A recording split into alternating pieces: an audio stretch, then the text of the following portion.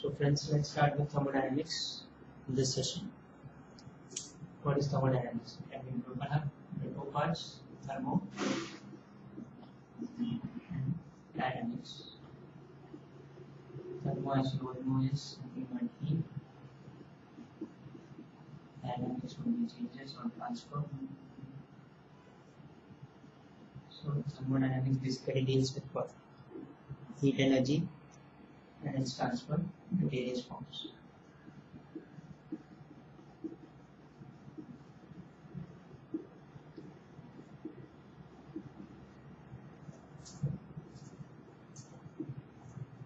What else? Why do we study thermodynamics? Basically, gives you a direction in which the change would happen for a given process.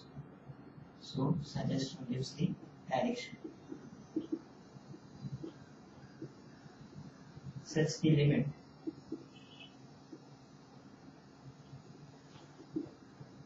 for the process. So, this example would be a reversible reaction. What would be the maximum conversion that can be attained from the reaction? That will be given by Xc, which is the equilibrium conversion. So, basically, it gives you the conditions for equilibrium.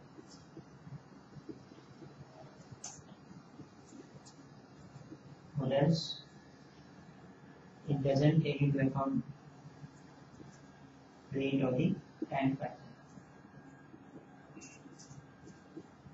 So how it differentiates itself from kinetics? Kinetics is taking into consideration the rate or the time factor. This is devoid of that.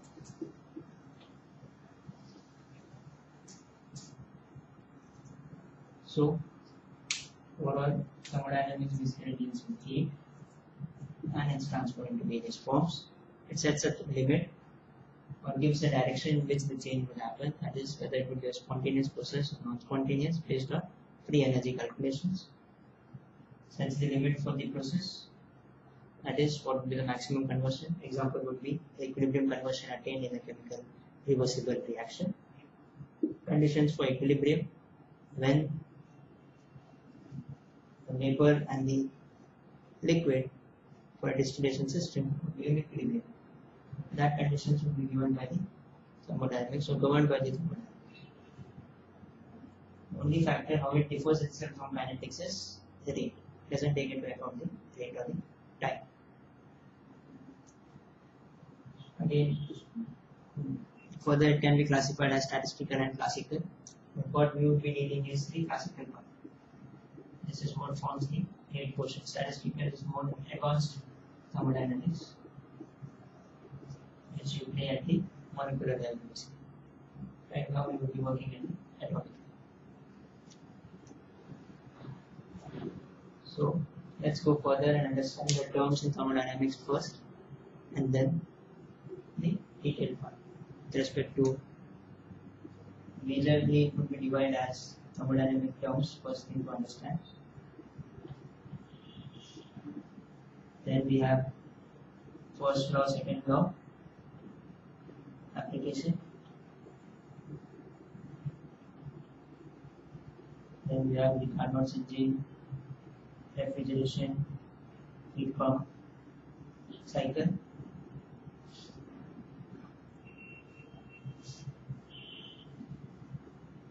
Then what we have is thermodynamic properties or the functions,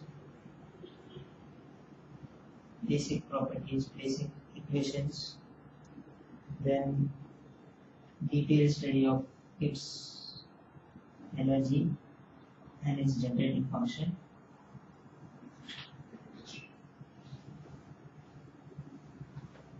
Then it would be the application of its energy function. So let's first study the thermodynamic terms. As you all know, thermodynamics deals with what? Deals with system and surrounding. So what is system? System is any part of the universe which is under study. So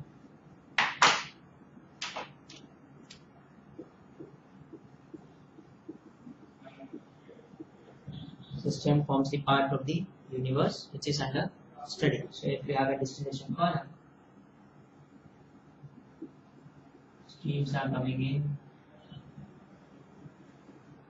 have your condenser, reflux. So then distillation column would be a system, and surrounding would be anything outside the control volume of the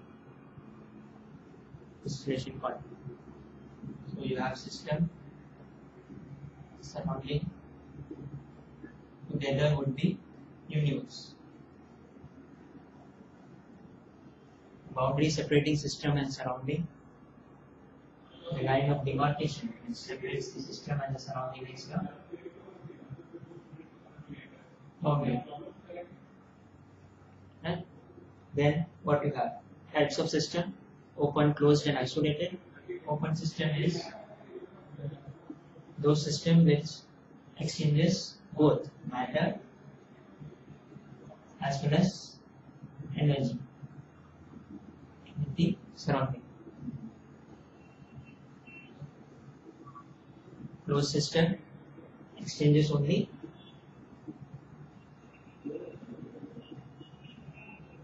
energy.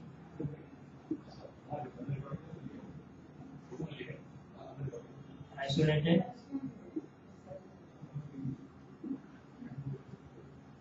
neither matter nor energy.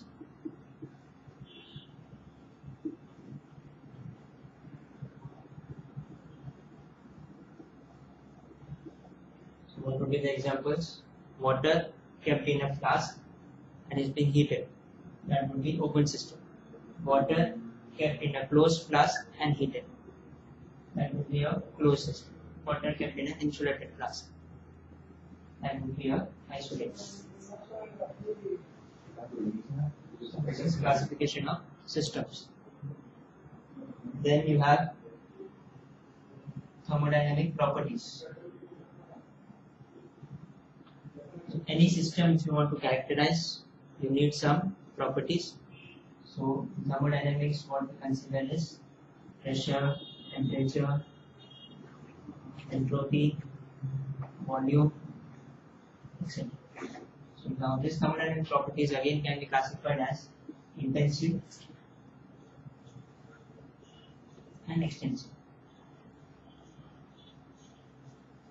Intensive properties are those which do not depend on the mass or the size of the system.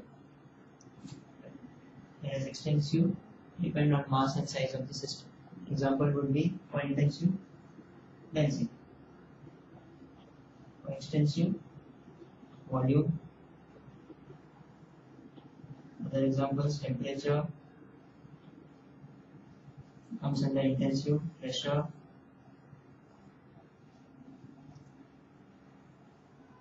heat capacity would be extensive, specific heat capacity would be intensive.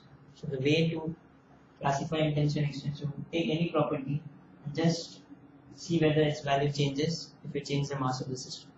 Volume of 1 kg of water and volume of 10 kg of water, would it be same? No, it would be. So it is an extensive problem. What about density? Density is mass per unit volume. Now you would say it depends on mass, but density of 1 kg of water and 100 kg of water would remain the same. That's mass per unit volume. Then temperature. In temperature, for a bowl which is exposed to the surrounding, whether it's a smaller bowl or a bigger bowl, temperature would remain the same. What about pressure? Now pressure, it's a little bit tricky. To increase the moles, what would happen? We have increased N. Let's assume an ideal gas PV is equal to nRT. We are increasing the moles of gas present. What would happen to the volume? Volume would also increase. You know, 1 mole of gas at NTP occupies 22.4 liters. If we increase the moles at the same temperature and pressure conditions, volume is bound to increase. So then the pressure would be same or different, because if you increase n twice, volume would also increase by twice. So overall increase has been nullified and pressure remains constant. So pressure also is an intensive property. So in this way you need to classify. Basically you need to see and whether the property value changes if you change the mass of the system. Volume of 1 kg, volume of 10 kg. Is it the same? No. Density of 1 kg and 10 kg, it's the same. Don't see at the units. At the units you see mass is there. So mass changes, density changes. It's not. Similar case happens with chemical rate constant. Rate constant is just a function of temperature. It doesn't change with concentration. But on the units, concentration does come. Rate constant unit for a second order reaction is concentration inverse time units. So you have concentration. Does that mean it's a function of concentration? No. Similarly over here. See whether the value changes if you change the amount or the size of the system. Then, having understood thermodynamic properties, there are thermodynamic functions. First thing to understand is the equation of state. In the thermodynamic state, it is given by these properties itself. Pressure, volume, and temperature would give you the thermodynamic state.